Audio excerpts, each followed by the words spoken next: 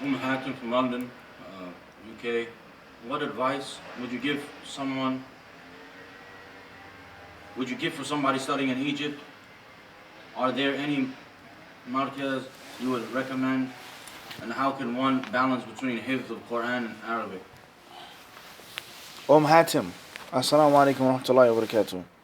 With regards to someone studying in Egypt, what Marrakech, what centers are there, and balancing between memorization of Quran and the Arabic language. As far as the first part of the question, I haven't been to Egypt, so I cannot speak about what's in those lands. I know many brothers and sisters that have been to Egypt and have benefited and learned tremendously. You will have to ask them, inshallah ta'ala. The general rule is that if the program is serious, the first condition, the program should be serious.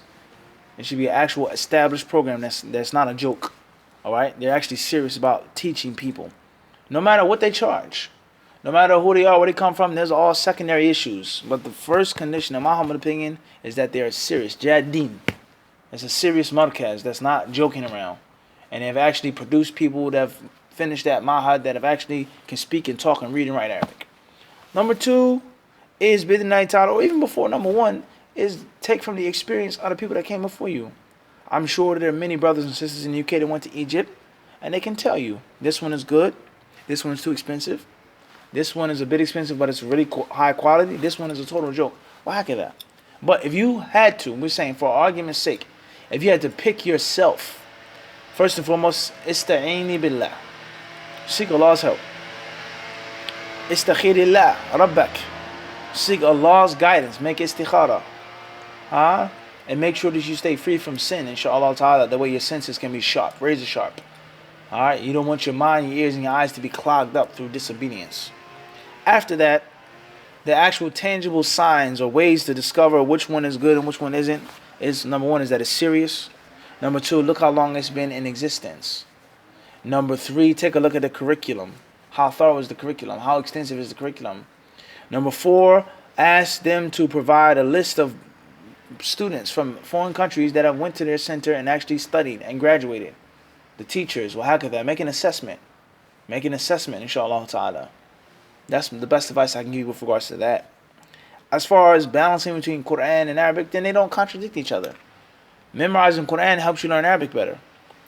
Having good Arabic makes it easier for you to memorize the Quran. They go hand in hand. They go what? Hand in hand, inshallah. They go hand in hand, alright? So, inshallah ta'ala, have for yourself a daily portion of hifd based off of the instruction of your specific teacher. If you don't have a specific teacher and you're doing it yourself, which is not necessarily a bad thing or haram thing, because you may be in a time and place in which you can't have a Quran teacher.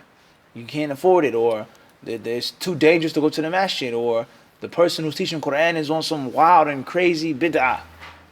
Okay? Whatever the case may be. You may not have a mahram, whatever the case is. So if you're doing it by yourself, then ta'ala, try your best to memorize a good portion of Quran on a daily basis. Try it out. Do one ayah a day. Half a page a day. Whatever you can, try it out. Trial and error, inshallah. And then also review it and make sure that you read no less than a juz a day, bidnai subhanahu wa ta'ala. Alright? And then that's it. So how long does it take you to read a juz if you read really slow or you read fast?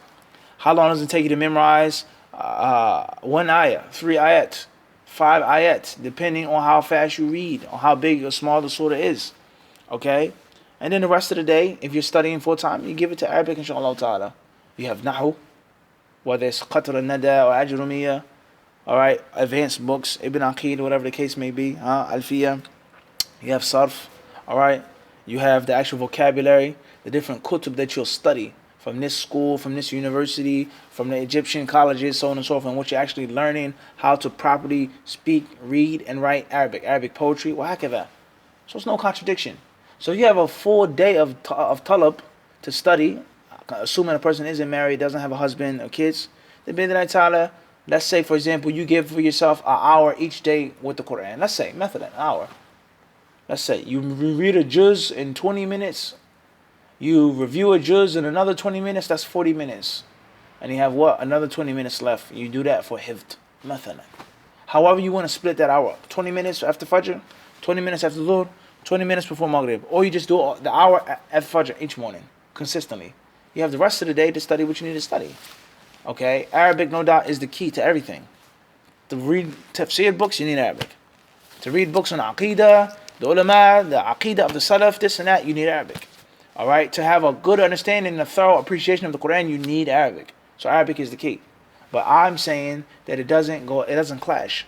All right, when I was learning Arabic, and I'm still learning Arabic to this day, you should continue to learn. But when I was initially learning Arabic, and I was initially, I was learning to recite the Quran and memorize the Quran. When I was learning Arabic, anything that I learned in Arabic, I would hear it in the Quran, I would apply it. The concept of maf'ul bihi, the concept of something that's mansub, the concept of mamnu' min as-sarf. So if you read Surah Maryam, you're going to hear certain things, how every verse ends in a specific way. Jam' al-mudhakkar as-salim, Jam' al-mu'annath as-salim. All the stuff you learn in Nahu, you apply it to the Quran. Muslimin, mu'mineen, Inna Allah, Ya Maryam. وهكذا. You learn the rules that you learn in Ajrumiyya, you apply them to the surah in the Quran. So the Quran helps Arabic and Arabic helps what? Helps the Quran. That's my philosophy on this issue. Wallahu alam.